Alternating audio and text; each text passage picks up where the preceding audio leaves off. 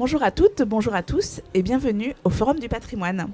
J'ai le plaisir d'animer pour cette 4e édition du Forum du patrimoine. Nous avons installé notre plateau au Salon international du patrimoine culturel à Paris. Ce Forum du patrimoine est organisé par le magazine Atrium et Atelier d'Art de France avec le soutien de la Fondation France Bois-Forêt pour notre patrimoine. Je reçois cet après-midi 3 invités sur le plateau qui viennent nous parler du rôle du patrimoine dans la sauvegarde de l'environnement. Bonjour à tous les 3. Tout d'abord, Monsieur Martin Malvy, bonjour. Vous êtes président de Sites et Cités Remarquables de France, également ancien ministre. Bienvenue. À vos côtés, Marie-Jeanne Jouveau, bonjour. Bonjour.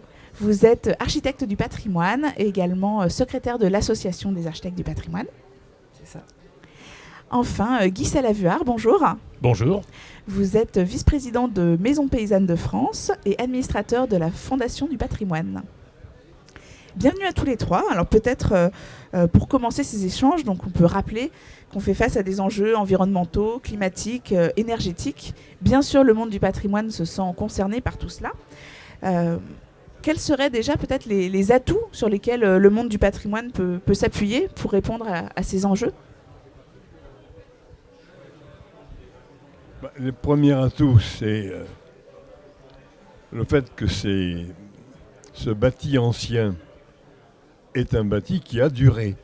Il a fait la démonstration de sa durabilité dans beaucoup de villes. Dans les quartiers anciens, on retrouve soit des maisons, soit des traces de maisons qui remontent au XIIIe siècle. Donc, je ne suis pas sûr que la construction contemporaine se retrouve à la fin du millénaire. Je ne suis pas sûr du tout. Donc, eux-mêmes font la démonstration. Et par ailleurs, la construction même, la topographie des centres anciens, peu refermés sur eux-mêmes, illustrent des lieux de maîtrise des dépenses de consommation d'énergie. On sait très bien que sur un immeuble, par exemple, si on habite sur un bord extérieur et au bord de la nature, il sera plus difficile à chauffer que si on est à l'intérieur, au cœur du bâtiment. La cité ancienne, par définition, elle s'est protégée.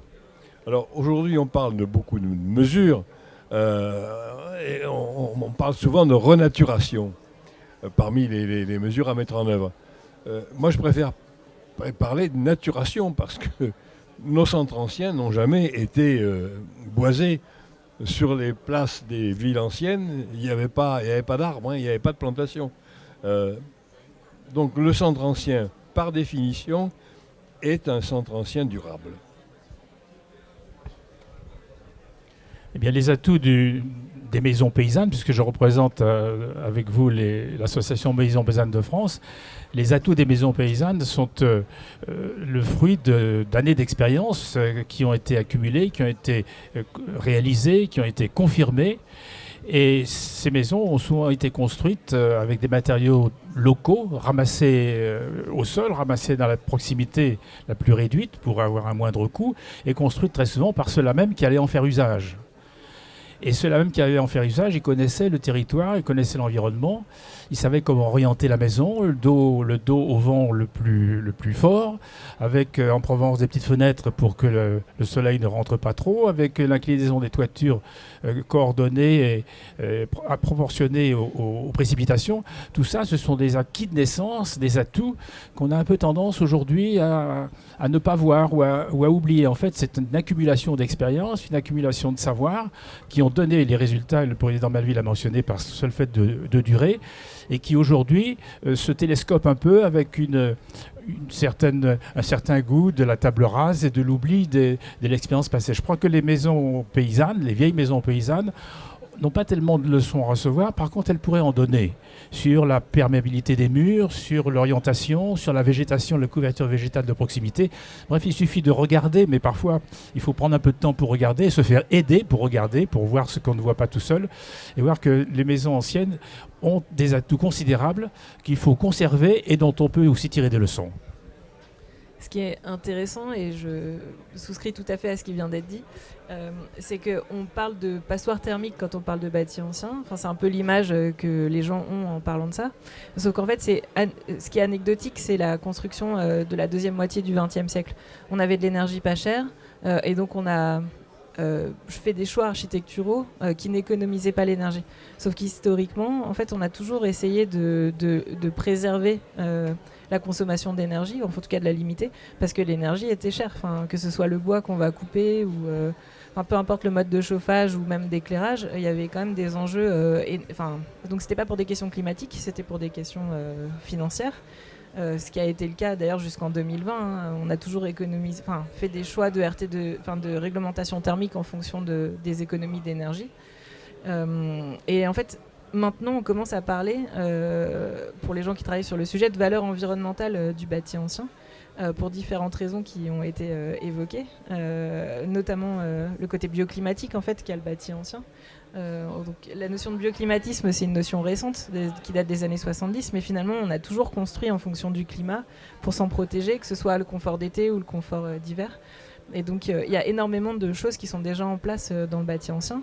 Et il y a cette notion de carbone, donc de valeur environnementale par rapport à quelque chose qui existe déjà et qu'il n'y a pas à construire. Effectivement, on se rend bien compte qu'il y a plein d'atouts, ce patrimoine ancien. Mais est-ce qu'il y aurait quand même des éléments à développer ? Qu'est-ce qu'on peut imaginer à l'avenir pour aller encore plus loin ? Aujourd'hui, le problème se pose un peu en des termes différents, puisque pour la première fois réellement, le problème se pose depuis des années. Moi, j'ai été secrétaire d'État à l'énergie en 1984. Et déjà, le slogan, c'était l'énergie la moins chère, c'est celle qu'on ne consomme pas. C'est ce qui est redevenu le slogan d'aujourd'hui. Aujourd'hui, on a à adapter notre bâti ancien aux nouvelles contraintes environnementales qui vont se poser. Ça, c'est une démarche positive. Et on a en même temps à faire en sorte que ce bâti ancien rejette le moins ou diffuse le moins de CO2 dans l'atmosphère.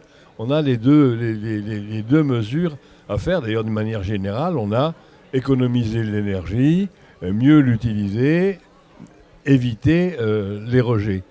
Donc le bâti ancien, la cité ancienne, la cité historique, elle est confrontée aux mêmes difficultés et elle doit répondre maintenant à ses objectifs. C'est la raison pour laquelle, d'ailleurs, nous sommes en désaccord, non pas sur le principe du diagnostic de performance énergétique et la mise aux normes nouvelles du bâti ancien. Nous sommes tout à fait d'accord, favorables, partisans, mais nous disons que ce bâti ancien, il est tellement différent d'un territoire à un autre.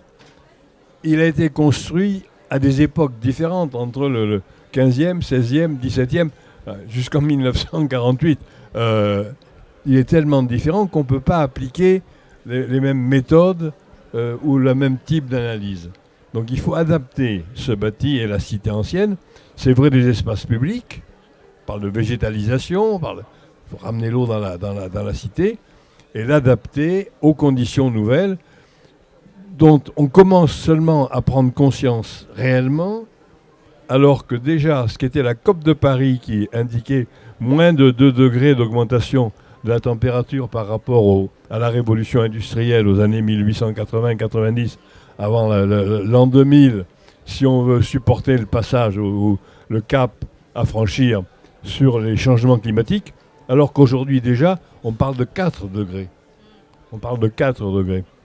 Autrement dit, il y a urgence aujourd'hui à mettre en œuvre des pratiques durables, elles aussi, et adaptées à ce bâti ancien et à la cité telle qu'elle est. Effectivement, je reprendrai volontiers les propos de M. Malvy parce que le bâti ancien a été construit à une époque où toutes les énergies étaient renouvelables. Jusqu'au milieu du 19e siècle, toutes les énergies étaient renouvelables. On n'en avait pas confiance, ils n'en avaient pas conscience, mais c'était quand même une réalité qui était très différente. Aujourd'hui, il y a cette pression de l'économie de la planète, de l'économie des énergies qui s'applique aussi au bâti ancien. Cependant, le bâti ancien n'est pas identifié comme tel dans la la façon dont la loi climat et résilience traite le sujet. Il n'est pas identifié, il n'est même pas nommé.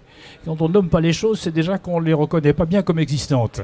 Et ce serait déjà un progrès que de constater qu'il est nommé parce qu'il a des caractéristiques et qui ne sont pas toutes négatives. Il s'en faut. Le fait d'être qualifié sans beaucoup de discernement comme une passoire thermique, d'être élevé à ce grade envié de passoire thermique, c'est complètement insuffisant pour approcher le bâti ancien qui a des qualités. La perméabilité des murs, c'est une qualité formidable de faire en sorte que l'humidité créée à l'intérieur par la cuisine et la salle de bain se condense à l'extérieur. C'est fantastique, il faut le conserver, on peut le développer, on peut l'aménager et prendre en compte les urgences du moment. Le bâti ancien a des capacités d'adaptation qui ne doivent pas être sous-estimées et encore une fois, il peut peut-être donner quelques leçons, mais il faut aussi que les propriétaires de bâti anciens acceptent de composer, mais la vie c'est le compromis. Oui, alors en fait, ce qu'il y a à faire est titanesque. La tâche qui nous attend, elle est très importante, puisque ça va de décarboner l'énergie qui est utilisée dans le bâtiment. Mais je pense qu'un des premiers sujets de réflexion qui a un impensé jusque-là, c'est la connaissance scientifique du bâti ancien, du bâti de manière générale. Maison Paysanne est un des seuls acteurs qui a travaillé notamment sur le projet Battant. Pour le coup, on doit beaucoup à Maison Paysanne sur la compréhension du bâti ancien, mais c'est une goutte d'eau par rapport à ce qu'il faudrait qu'on ait. On n'a pas d'études d'envergure sur le bilan carbone des réhabilitations. Donc il y a des projets qui commencent à se monter, mais on est en 2023 et on n'a toujours pas de projet d'envergure, de recherche sur ce sujet-là. Sur la connaissance du comportement thermique du bâti ancien, on n'a pas de projet non plus sur ce sujet-là, sur les différentes épaisseurs de parois, sur les types d'isolants à appliquer. Les logiciels de thermique sont assez pauvres en fait sur ces sujets-là. On parlera sûrement après de la formation, mais il y a des sujets de formation des acteurs. Et puis on a encore des couches qui se rajoutent, comme par exemple la question de la biodiversité, puisqu'on sait qu'il y a un effondrement de la biodiversité. Il y a des impacts de la biodiversité sur les projets de réhabilitation. En Angleterre, on a des environnementalistes qui accompagnent certains projets de réhabilitation pour essayer de conserver des emplacements de nichoirs pour les chauves-souris, pour les oiseaux. Enfin, il y a toute une réflexion à avoir. En France, pour l'instant, on n'en parle quasiment pas. Et donc on sait que c'est des sujets complexes qu'on ne maîtrise pas vraiment et qu'on va devoir intégrer dans les processus. Vous avez un exemple peut-être de chantier où il est question de cette biodiversité ? Alors, ce que je vous disais en préparant la conférence, c'est que moi, personnellement, c'est pas encore un sujet que j'ai beaucoup manipulé. Par contre, j'ai des exemples concrets que j'ai déjà vus, où typiquement, on a intervenu sur une chapelle où on avait un hibou, un grand-duc qui nichait donc dans le clocher. Donc ça posait pas de problème, en l'occurrence, de réhabiliter et de lui conserver son nichoir. Mais ça, c'est des sujets qu'on peut retrouver régulièrement. Notre-Dame est connue aussi pour l'accueil de biodiversité. Et donc c'est... Voilà. Vous vouliez rebondir, Monsieur Malvy Non, ce que je voudrais dire, c'est insister sur un fait, c'est que quand on parle de bâti ancien, on ne parle pas, c'est pas une nébuleuse, c'est 30% du logement, c'est 30% du bâti. Ça veut dire que le bâti ancien, celui qu'on estime ancien avant 1948, celui qui est composé de diverses manières, celui-là, il représente 10 millions de logements. Ce sont 10 millions de logements. Il y a donc urgence, effectivement, compte tenu de l'évolution rapide du climat, il y a urgence à l'adapter à ces évolutions, comme à adapter la ville d'ailleurs, et de résistance aux inondations. Et si on continue à vouloir ignorer ces particularités, on va faire avec la rénovation, l'adaptation du bâti ancien, ce qu'on a fait avec les précédents textes qui, je le regrette, ont été abandonnés au fil du temps. Souvenez-vous, il n'y a pas très longtemps, c'était l'écotaxe. Et ce n'est pas un problème politique, puisque c'est des majorités politiques différentes. L'écotaxe, on a installé tout ce qu'il fallait installer sur les autoroutes pour contrôler les camions, les poids lourds qui traversaient le pays sans s'arrêter et en faisant le plein d'ailleurs aux deux frontières. On a renoncé à l'écotaxe. On a gardé. Après ça, il y a eu les taxes carbone. La taxe carbone, comme elle a été mal vendue, mal présentée, elle a donné les réactions que l'on sait, elle a abouti sur les gilets jaunes. Aujourd'hui, il y a un texte sur, sur les sols, sur la perméabilisation des sols. Hein, le ZEN, le zéro artificialisation nette. Qui commence à être combattu, y compris par des élus dont les familles politiques ont voté le texte. Si demain on a un quatrième exemple avec, on a comme une bêtise sur l'adaptation du bâti ancien, hein, alors qu'on est face à des enjeux considérables, je crois qu'il faut se reprendre. Et le bâti ancien appelle un traitement spécifique, c'est ce que nous disons tous les uns les autres. Il appelle, on ne dit pas qu'il ne faut pas le traiter, il faut le traiter, mais avec un traitement adapté à sa spécificité. Ce n'est pas le cas aujourd'hui. Et on part sur des documents pour l'adapter, on parle sur des documents qui coûtent une centaine d'euros, auxquels des gens de bonne volonté consacrent 25 minutes pour en faire l'examen, l'étude, et vous recommandez quoi? À l'arrivée, ils vous recommandent la banalité de la banalité, sans chercher d'ailleurs à savoir si c'est adapté chez vous. La pompe à chaleur, c'est à tous les rapports, sans savoir si on peut installer une pompe à chaleur ou pas, et si c'est adapté ou pas. Donc il y a un effort à faire de compréhension, d'intelligence, de persuasion. Je pense qu'il y a une concertation à relancer si on veut avancer sur le sujet. C'est un sujet grave, c'est un sujet lourd de conséquences. Hein. Et le problème, c'est qu'on est parti, on est parti sur une erreur abyssale originelle. C'est-à-dire qu'on s'est lancé dans la rénovation thermique, qui est un terme d'ailleurs que je déteste. Enfin, je préfère parler de réhabilitation durable. On est parti bille en tête en se disant c'est 25% des gaz à effet de serre, tout le monde est d'accord pour réhabiliter, il suffit d'isoler, c'est facile, allons-y. Sauf qu'en fait, on se rend compte que ça marche pas, et ça marche pas en grande partie parce qu'on n'a pas fait les études nécessaires.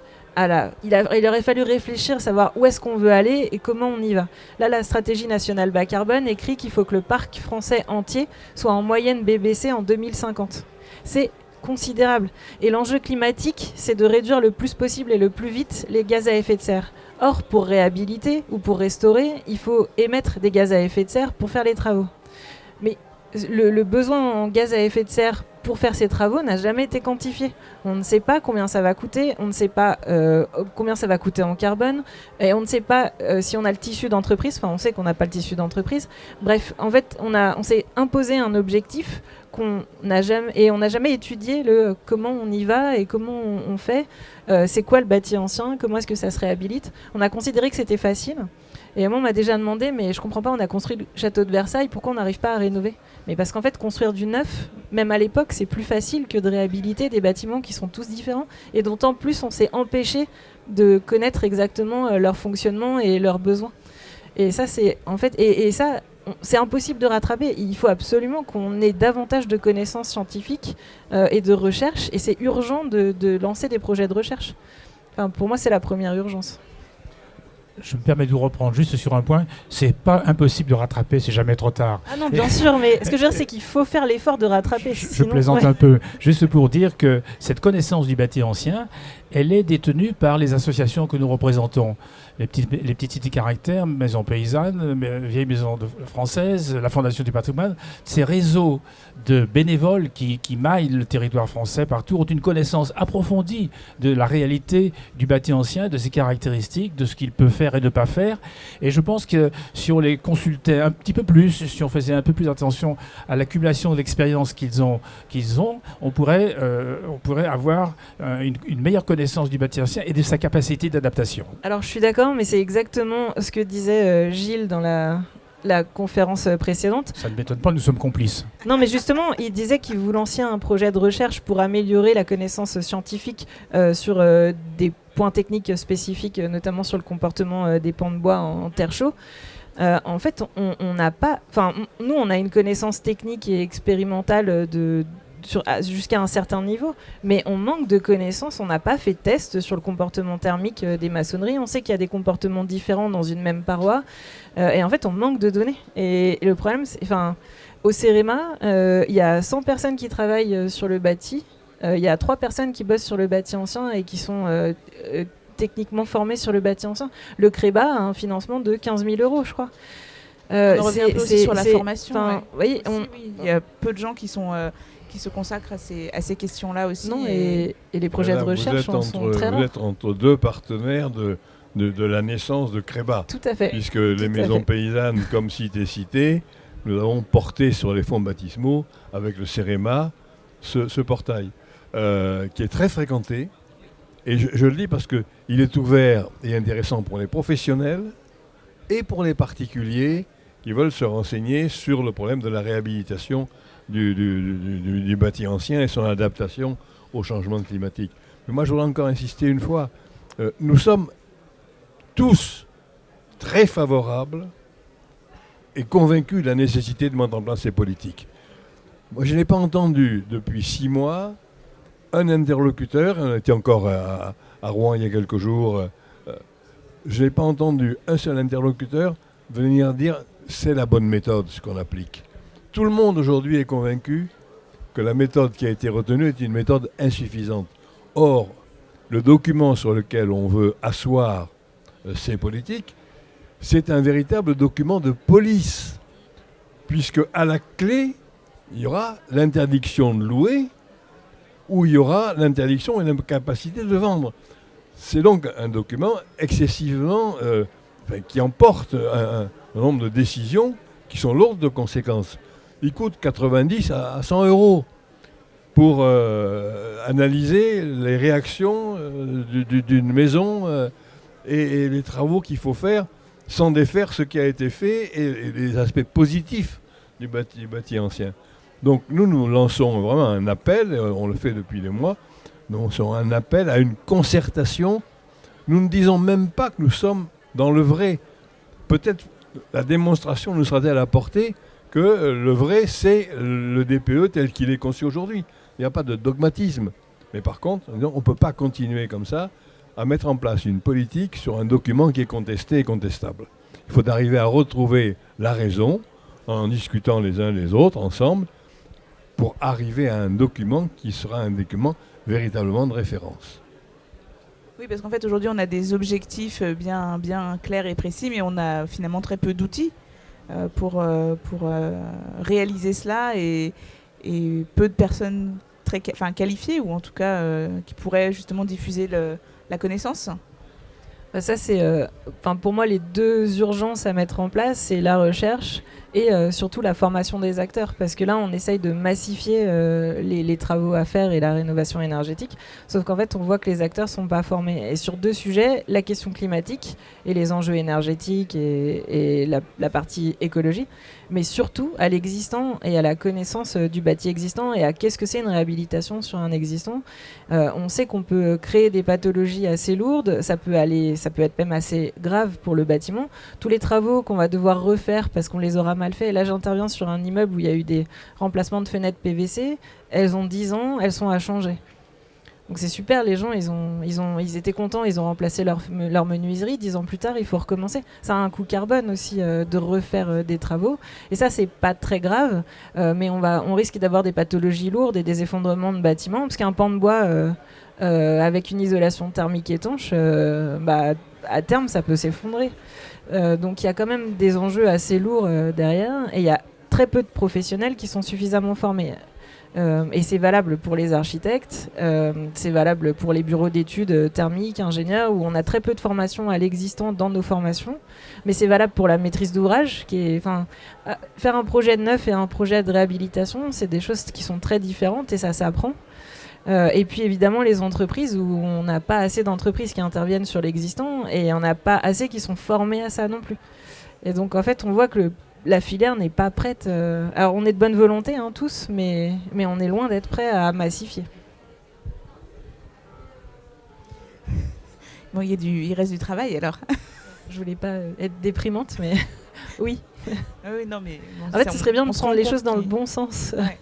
On a mis un peu la charrue avant les bœufs par bonne volonté. On pensait que ce serait facile. C'est un des sujets les moins clivants sur la question écologique. C'est la réhabilitation. Tout le monde est d'accord pour le faire. Oui, c'est ce que vous disiez aussi. Effectivement, tout le monde est d'accord pour Pour y aller, il faut juste trouver la bonne méthode en fait pour s'organiser en ordre de bataille. Il y a un sujet, alors que nous on défend en tant qu'architecte, mais ils ont voulu encore, donc il y a eu encore un rapport, c'est-à-dire qu'au lieu de faire des études scientifiques, on fait des rapports. Donc on va trouver un expert ou quelqu'un du domaine, on lui demande de monter une commission d'experts, ils font des interviews et 6 mois plus tard, ils sortent un rapport. Donc il y a eu le rapport Sichel sur les problèmes de la rénovation énergétique, et donc une des solutions identifiées a été de faire les accompagnateurs rénov'. Donc on crée encore un nouvel acteur qu'on va subventionner, qui ne sera pas maître d'œuvre, qui sera assistant à maîtrise d'ouvrage, qui n'est pas assuré pour son travail. Alors je sais qu'il y a des réflexions sur le fait d'assurer les accompagnateurs rénov'. Donc on invente un nouvel acteur, un nouveau nom, des nouveaux canaux. On commence à le subventionner. Finalement, on subventionne complètement les honoraires parce que personne ne veut les payer. Donc on subventionne ça. Au lieu de dire faisons un diagnostic, ce que disent toutes les associations de défense du patrimoine, subventionnons les diagnostics de maîtrise d'œuvre avec des architectes ou des bureaux d'études. Mais ça, non. Parce que apparemment, on ne serait pas assez nombreux pour faire ce travail-là. Du coup, on préfère inventer de nouveaux acteurs, de rendre illisible... au lieu de simplifier et d'essayer de faire quelque chose d'efficace et de vérifier que c'est bien efficace, eh ben, on essaye toujours de réinventer des nouvelles politiques, des nouveaux acteurs. Et en fait, on rajoute de la complexité à quelque chose qui est déjà compliqué.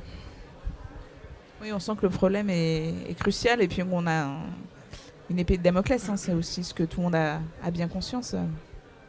Est-ce que vous voulez ajouter quelque chose peut-être sur ces échanges, sur l'environnement ? Non, encore une fois, il y a urgence. Oui.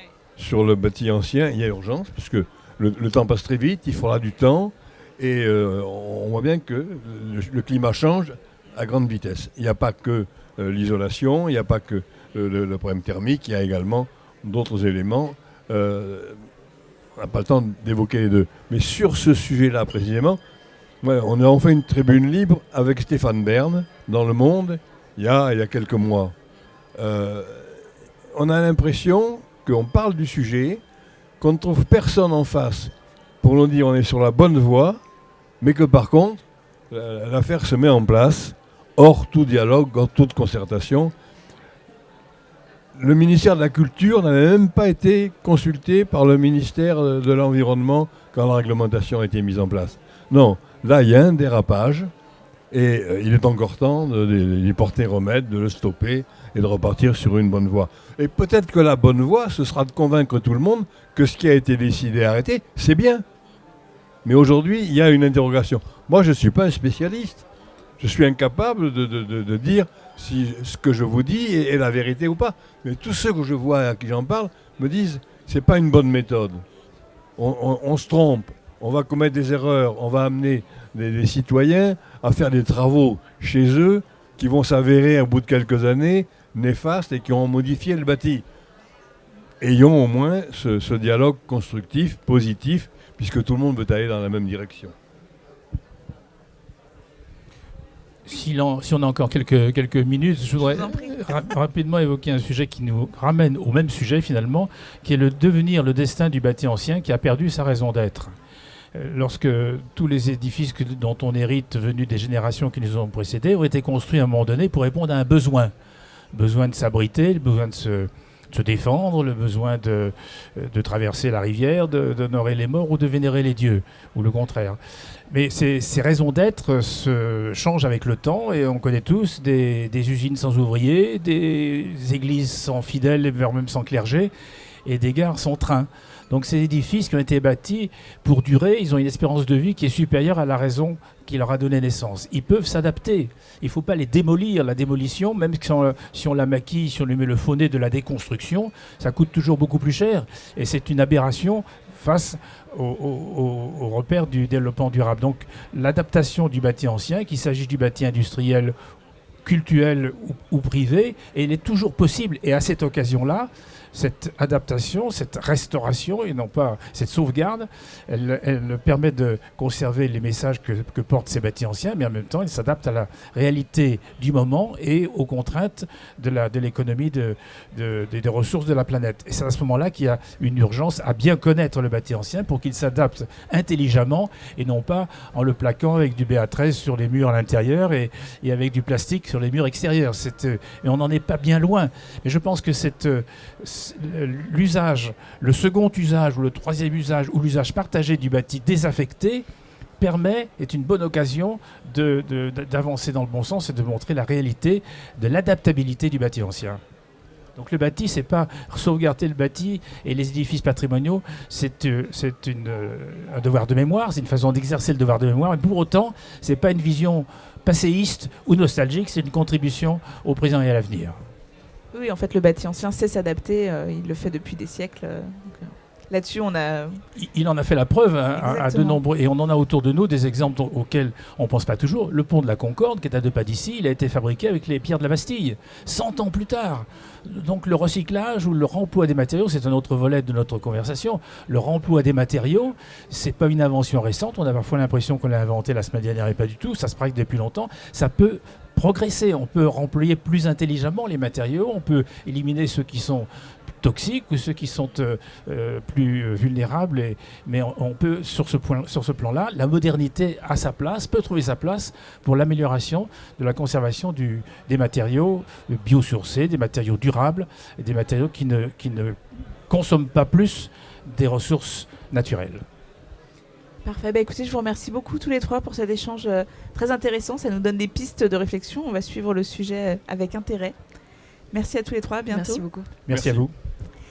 Je vous invite à venir retrouver cette émission ainsi que toutes celles tournées dans le cadre du Forum du patrimoine sur notre plateforme YouTube Atrium Patrimoine et Restauration. Et si vous êtes dans le coin, vous pouvez également venir assister à l'émission en direct depuis le Salon international du patrimoine culturel. Merci et à bientôt.